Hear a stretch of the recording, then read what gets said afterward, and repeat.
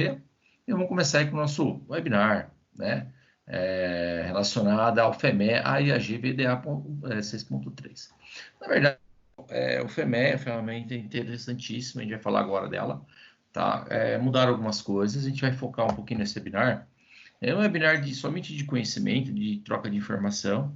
A gente vai tentar passar para vocês aí do que mudou um pouco o FEMEA, tá? E explicar como é que vai ser feita a transição, se vai existir mesmo, como é que vai ser feito, tá? A gente vai detalhar agora, né, no nosso webinar, tá? Mais uma vez agradecendo a presença de todos. É muito bom a gente estar compartilhando as informações aí, tá ok? Precisar de algum da gente, qualquer coisa, nosso contato, né? Tá aí, precisa de mim também, tem, né, no LinkedIn e assim por diante, tá bom?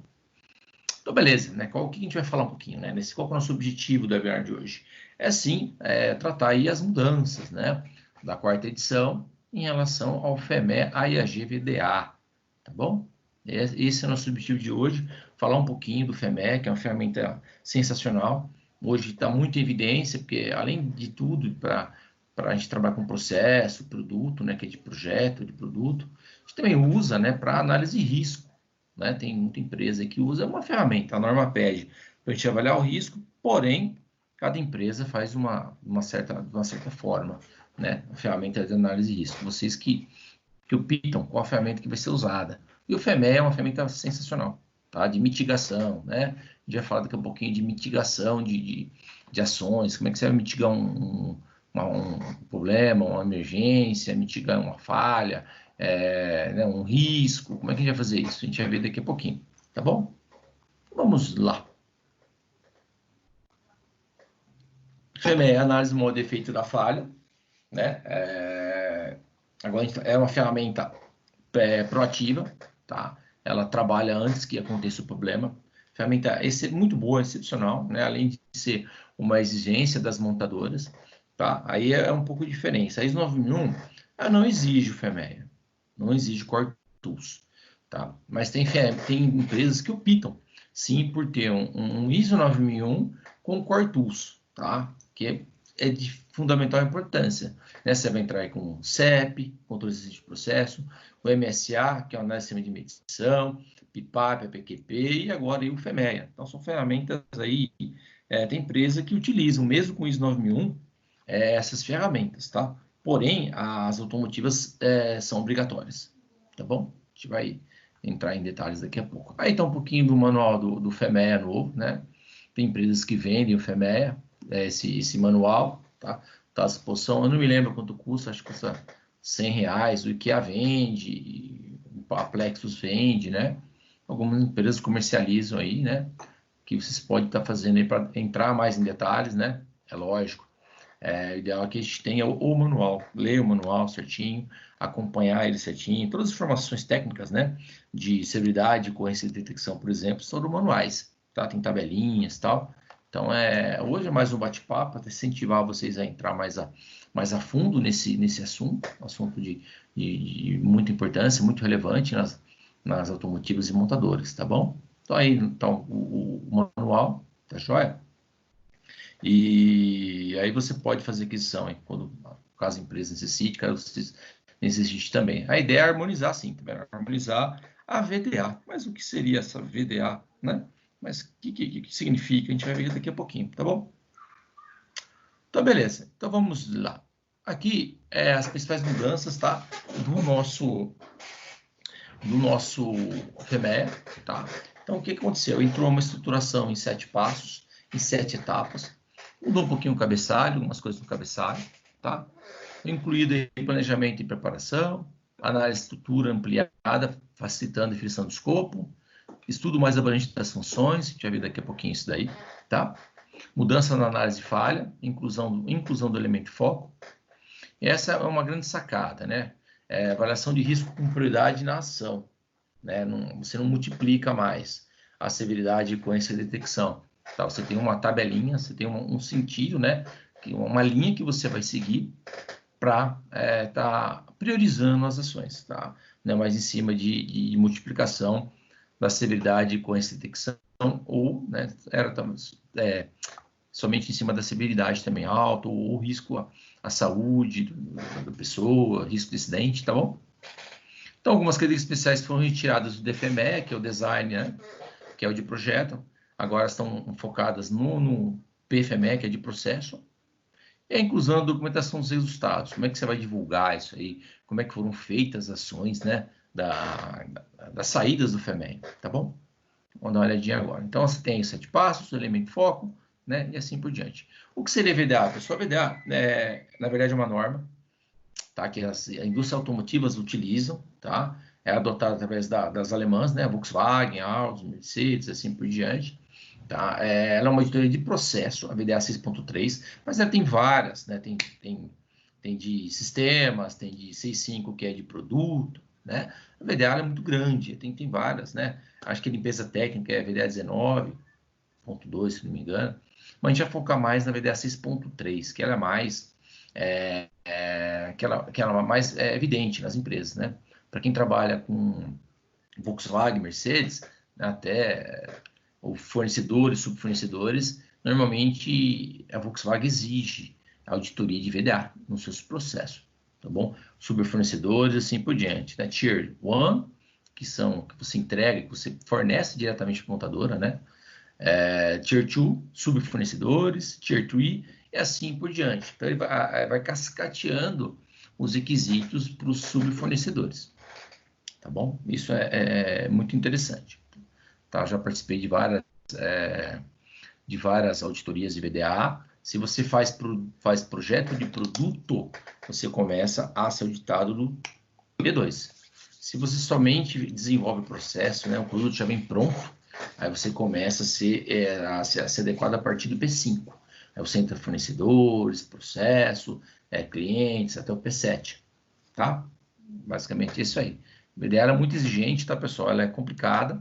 Ela tem, na verdade, ela tem nota e letra, né? Você pode ser 90A, 91A, 88B, tá? O que condiciona você estar apto, ou você fica aí, você não, se você não pode desenvolver novos produtos, nem processo, é complicado, tá? Se cai com uma nota C aí, você fica meio que na geladeira, né? Você tem que voltar a fazer as ações necessárias para voltar para B e A, né? Aí muda até a frequência de auditoria em cima da empresa que você trabalha. Tá? Mas ela é uma norma interessantíssima. Ela também está muito alinhado com a IATF, tá, pessoal? Você vê que são requisitos específicos, isso é interessantíssimo, tá?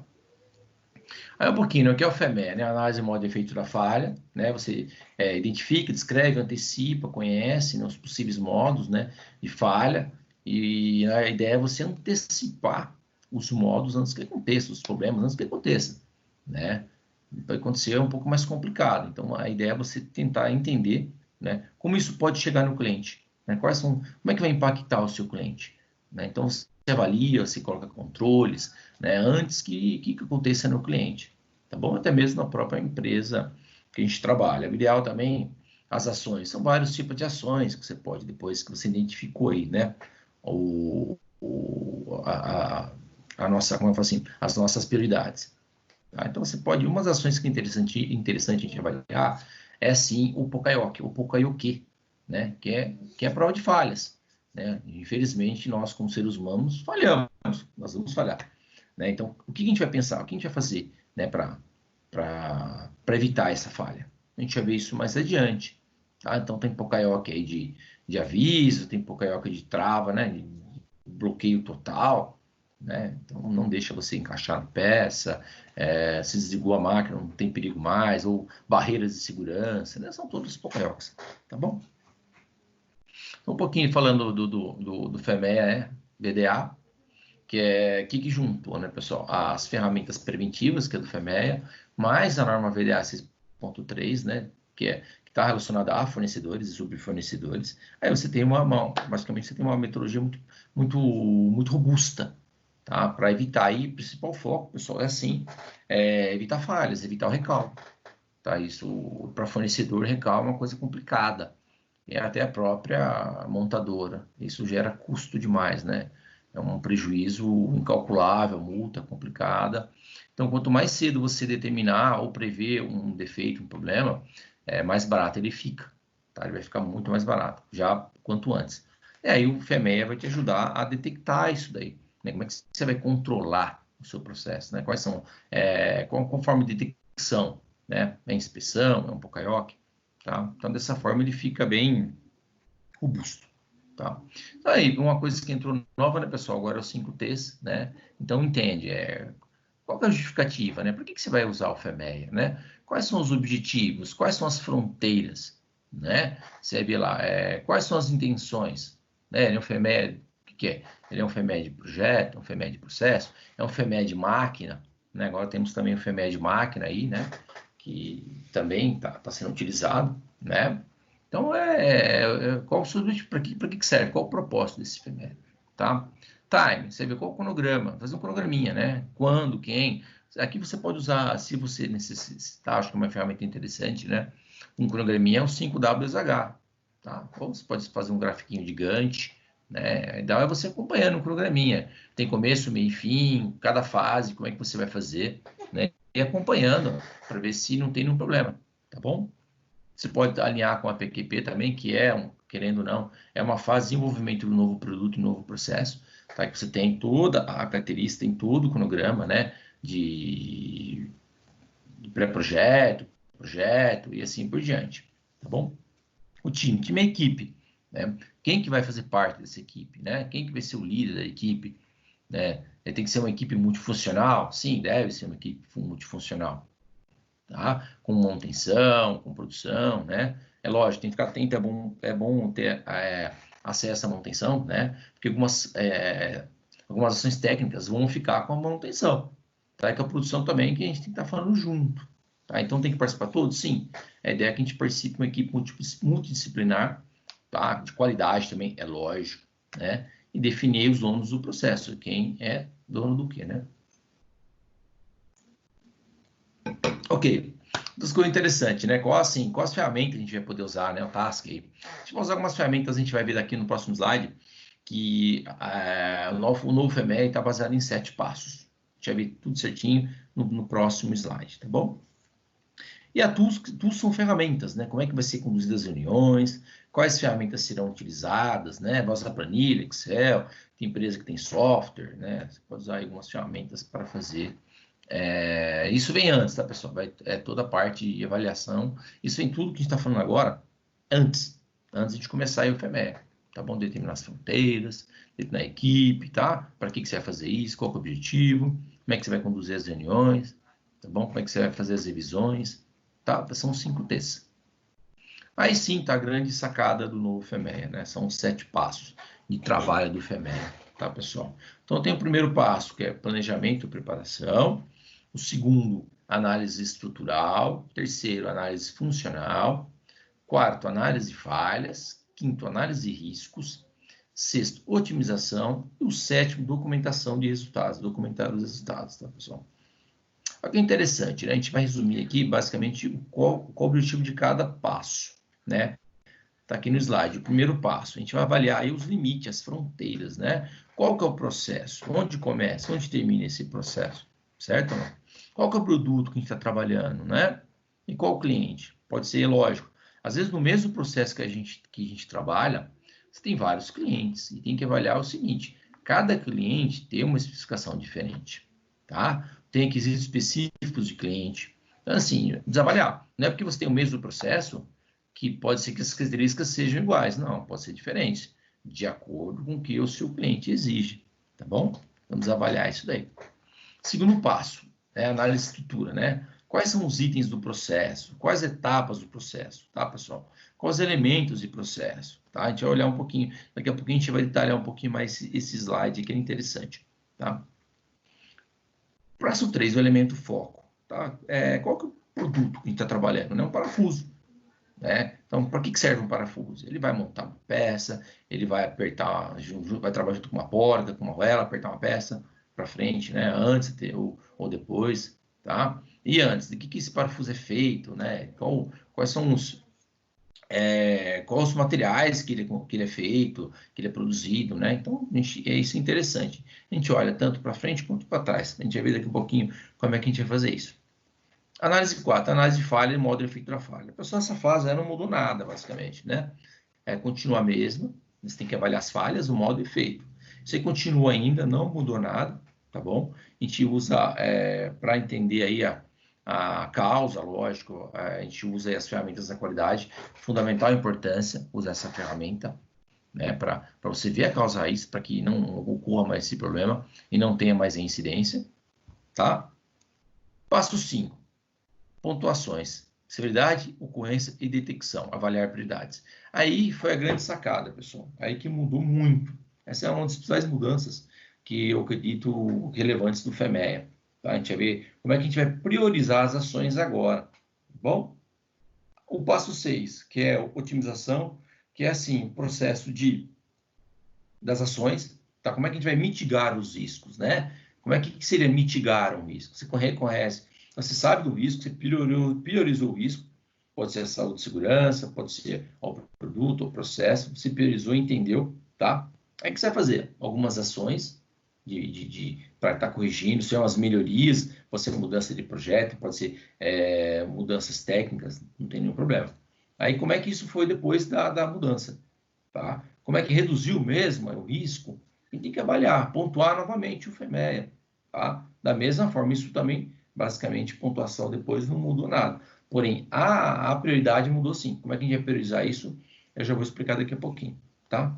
E o passo 7 é comunicar os resultados. Como é que as ações vão ser comunicadas? Né? Como é que as ações vão ser tomadas? Tá? Então, ficou uma estrutura interessantíssima, muito legal. Tá? E a gente vai dar atenção a algumas, eu separei alguns slides para vocês avaliarem das principais mudanças, tá bom? Beleza, então 7 passos, né? Nós já falamos, planejamento, foco, análise, né, das formas, micro e macro, a gente vai ver daqui a pouco. Otimização, análise de risco, análise de falha e documentação. Então, o que a gente colocou aqui que é importante, né, pessoal? É você cascatear com os seus fornecedores os seus requisitos, né? Como eu falei para você, Tier 1, Tier 2, Tier 3. Avalie com eles, com os seus fornecedores, né? Trabalhe junto com eles, com relação. Tem empresa, pessoal, tem montadora, que exigem que você envie o FEMEA. Tá? Isso é bastante complicado. O FEMEA, ele é realmente um documento muito confidencial. Tá? Então, estude bem aí. Realmente não é muito comum, tá? Você está enviando o seu FEMEA para outras entidades, então tome cuidado com isso, tá bom? Mas a ideia, sim, é alinhar, tá? Entender e atender, né, conforme aí os seus fornecedores, tá bom?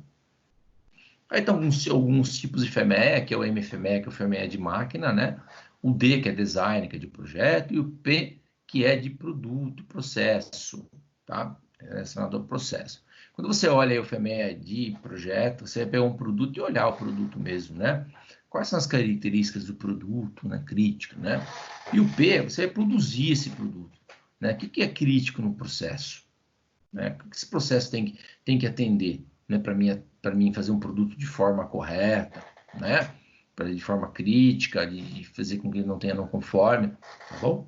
Então você vai fazer um projeto, né? Lógico, tem empresas que projetam produto, né?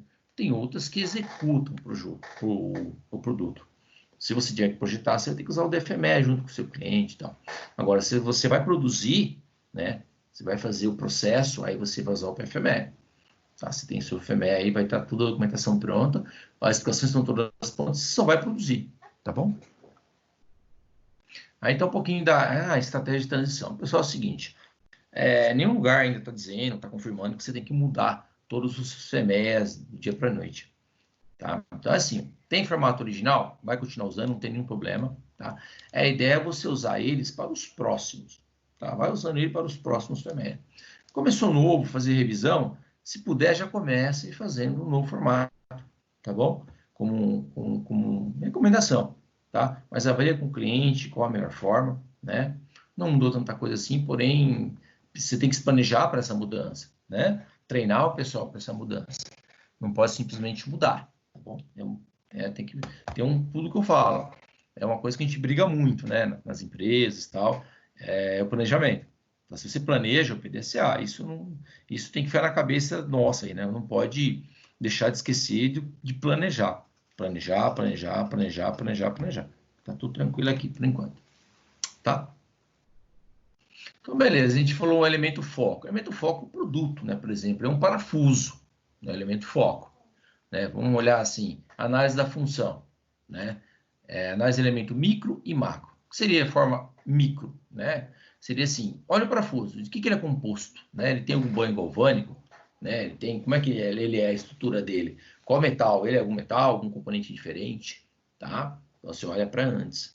E qual que é o macro, a frente, né? Ele vai montar, vai fazer o quê? Qual que vai ser a função dele? Vai apertar uma peça, vai ficar junto com uma porta, vai montar, o que vai acontecer com ele? Então, a ideia é quando você olha elemento foco, você olha tanto como de forma micro como de forma macro, tá bom? É da função dele mesmo, tá? Dá um exemplo, uma vela, né? Lá, macro, né? Onde será acoplada essa vela? Qual lugar que ela vai, né? Qual o tipo de acoplamento, né? Qual que é o torque de aperto dessa vela? Tem algum risco, né? E assim por diante. E micro, de que materiais é constituída essa vela, né? De cobre, de irídio, né? Qual tipo de rosca, né? É assim por diante, é um pouco da característica mesmo, né? Do seu produto, da sua peça, tá? Tem algum defeito? Ele é construído do quê? Né? De cerâmica, de porcelana, tá?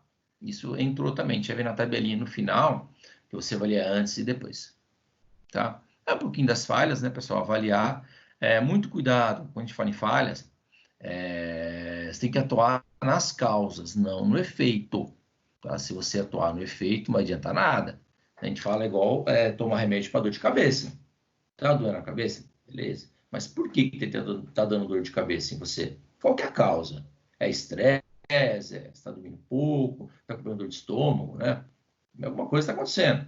Então, se você tomar remédio para dor de cabeça, não vai tratar. Vai doer de novo. Tá? Mas o porquê que está dando? Né? Tá dando algum problema de, né? Aí a gente tem que avaliar, fazer alguns exames, né? Para poder aí atacar, né? Sim, né? Na causa e não no efeito. Tá bom? É a consequência, tá? Aí que a gente colocou aqui o modo da falha, né? É a maneira que a falha ocorre, né? Vibração, pode estar travada, pode desgastar, né? Qualquer efeito desse modo pode causar perder função, né? Num carro, por exemplo, né? Você pode perder o controle, né? Perder num freio, por exemplo, você pode perder um pouco a sua eficiência, tá? E aí, a criticidade da falha você avalia, pessoal. Por exemplo, né? A gente fala, é muito interessante. Não sei se eu falei isso, mas no veículo você tem vários componentes, uns mais importantes que outros, certo? Não?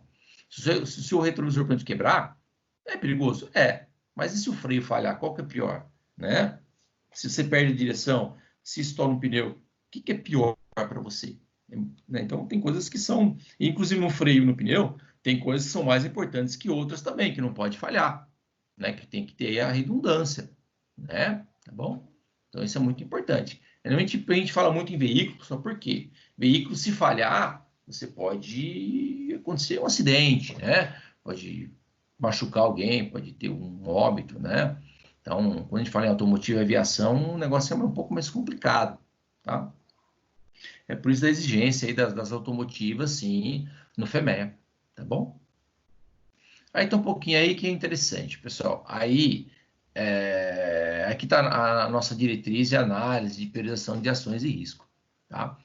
Se você olhar aqui, por exemplo, aqui tem, né, nessa nossa tabelinha, né, a gente faz severidade. Severidade não mudou, pessoal, é parecido com anteriormente, tá? O quanto isso é crítico ao cliente, tá, pessoal?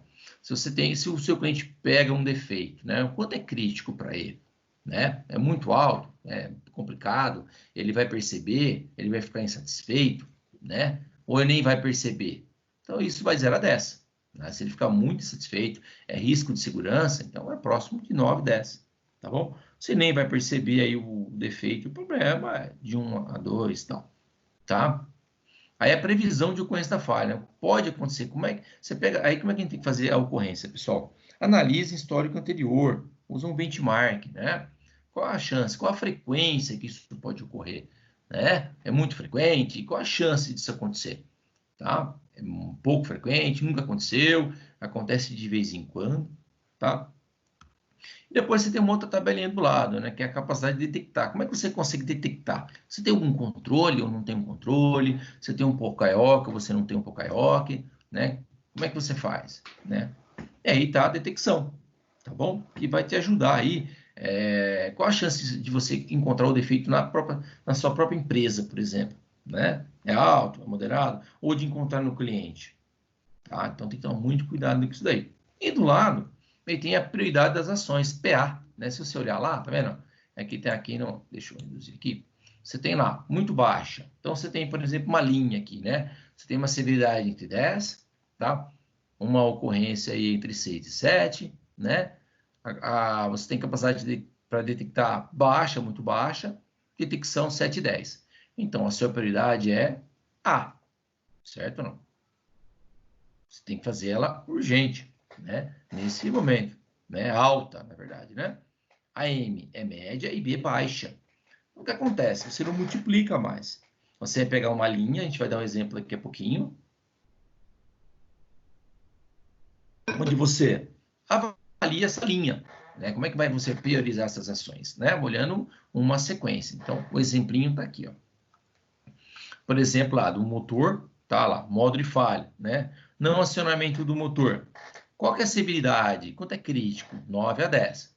Qual que é efeito? Altíssimo, né, pessoal? O motor não vai subir, não vai funcionar, né? Qual a previsão de ocorrência de falha? De 3 a 4. Qual a capacidade de detecção disso daí? É moderada, tá? Então, qual que é a nota? De 5 a 6. Então, a prioridade vai ser alta. Se você olhar essa sequência aqui na tabelinha, né? 9 a 10, 3 e 4, 5 e 6. 9 e 10, né, lá. 3 e 4, 3 e 4 aqui, né? E 5 e 6. Então, basicamente, vai estar com alta aqui, ó, tá? É assim que você vai priorizar agora. Onde estão esses valores aí, né, pessoal, de civilidade? Estão no manuais, que você pode comprar. Eu tenho algumas tabelinhas também de como fazer esse trabalho. Depois aí, quem cadastrou o e-mail, a gente vai mandar, certo, Diego? Para o pessoal aí. É assim agora que você vai fazer as ações, baseado nisso, tá? Vai priorizar, lógico, né, nas ações que tem alta, né? As que são piores, né? Aí no sexto passo, né, só resumindo um pouquinho, né, essa foi a grande sacada, tá? Você tem, né, high, medium e low, e baixo dos índices aí que você vai avaliar as suas ações. A pontuação, pessoal, como é que vai fazer? Você vai fazer suas ações, vão fazer Poca-Yoke, melhoria, mudança, e da mesma forma, você vai fazer uma nova pontuação e vai ver para onde ela foi parar. Normalmente, quando você avalia a causa raiz, né, trabalha de forma correta, a tendência é que, né, que você caia de alta para baixa, tá joia? Aí tá uma tabelinha aí com todos os passos, né, resumindo basicamente tudo que nós fizemos aí hoje. Primeiro passo, até o cabeçalho, né, lá, a empresa, para quem que é, para onde vai ser, quais são qual que é a planta, né, lá, qual que é qual que é o assunto, a data, né, se tem revisão ou não, qual que é a responsável, qual que é o dono do processo, né? Essa a equipe, né? A equipe que vai trabalhar com esse FEMEA, né? Então, eu passo um. O passo 2, análise de estrutura, né? Sei lá, o item do processo, a etapa e o elemento, né? Qual que é o item, né? Qual que é o item do processo? Linha de montagem de um motor elétrico. Qual que é a etapa? Tem várias etapas, etapa 1, etapa 2, etapa 10, né? Lá. No caso, foi processo prensagem da bucha sinterizada. E o elemento de trabalho, né? Tipo, 4M. Está na máquina, tá no método, está no material, está né, no meio ambiente, medição, está no operador, né, mão de obra.